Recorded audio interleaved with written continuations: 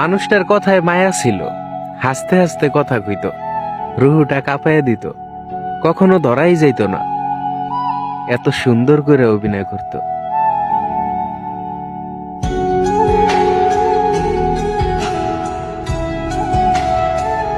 আচ্ছা ধরো আমার নাম আমি আর তোমার নাম তুমি। হ্যাঁ এবার বলতে হবে পাগলকে।